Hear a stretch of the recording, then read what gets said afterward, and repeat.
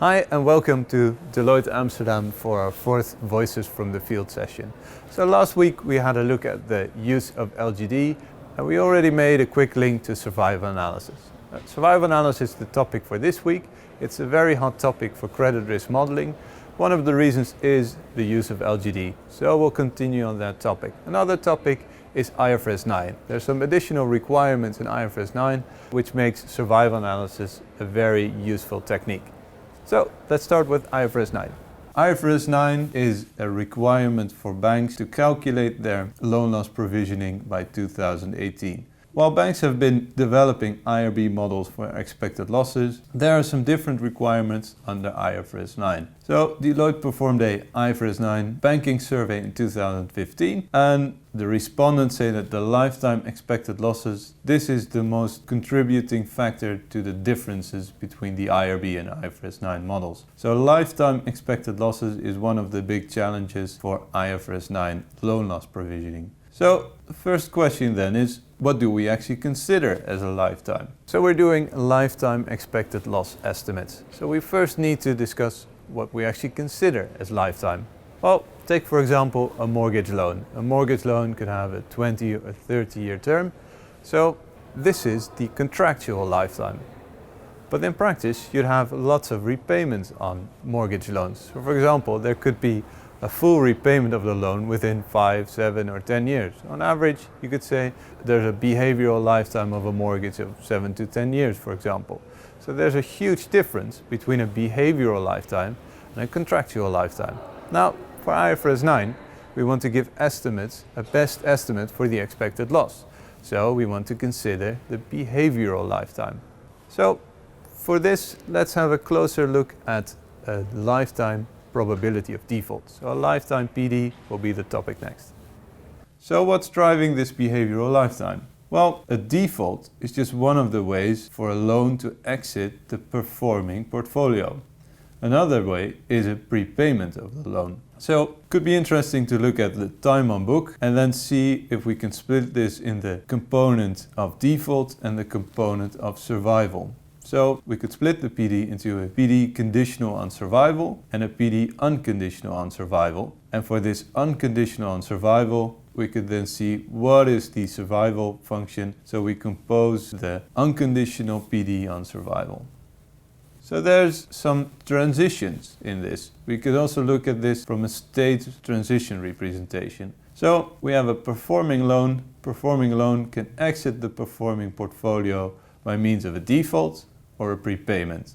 So we can see there's a default probability, that's the PD, with a transition intensity, lambda d for example, and there's a transition intensity of performing to prepayment of lambda p, so the instantaneous transition probability.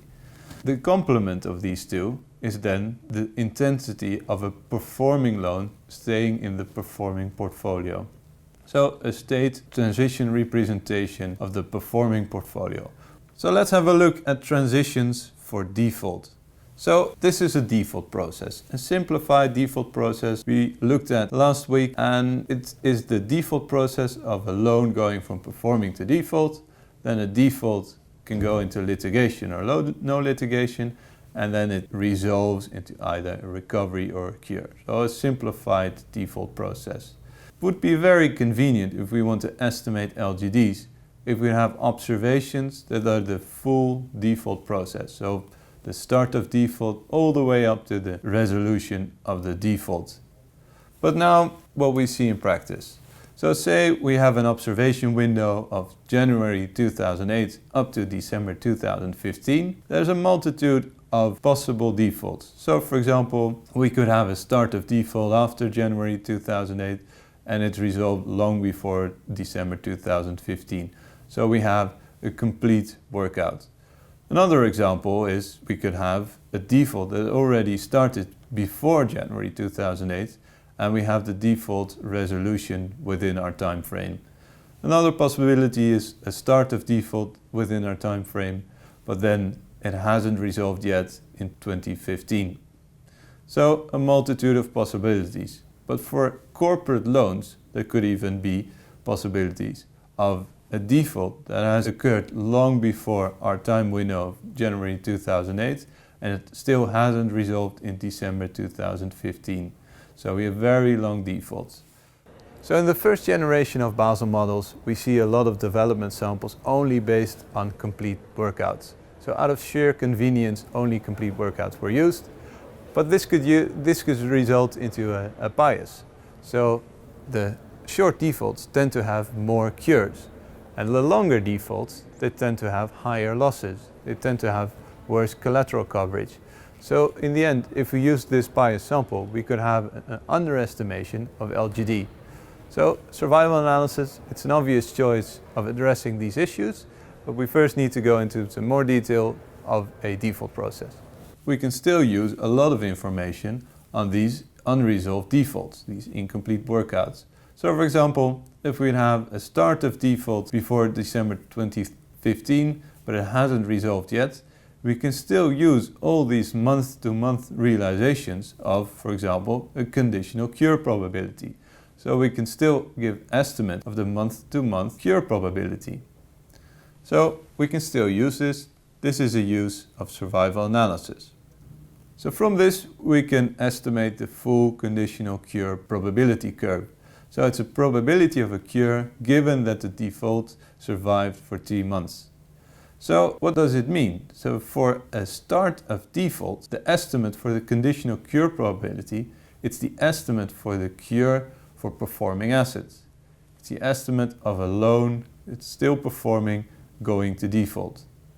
If we have a running default, so if we have say 5-6 months of time in default, we are estimating the conditional cure probability for a defaulted asset. So we discussed the conditional cure probability, and some of these techniques we can also use, for example, in litigation probabilities. So some of the techniques in survival analysis also hold for litigation probabilities.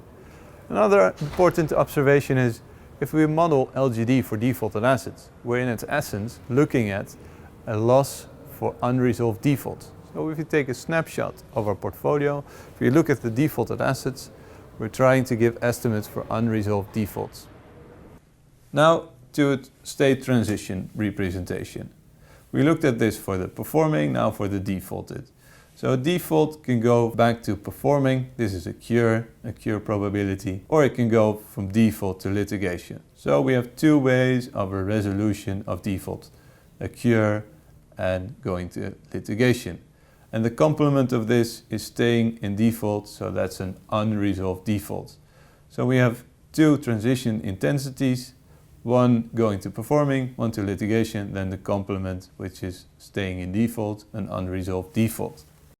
We can summarize the default and performing transitions into one transition matrix. So on the left hand side we see the initial state, and on the top row that's the second state. So we could see a default going to default, that's an unresolved default, a performing going to default, that's the PD, or if a default goes back to performing, that's a cure. So these transitions we can present in a matrix.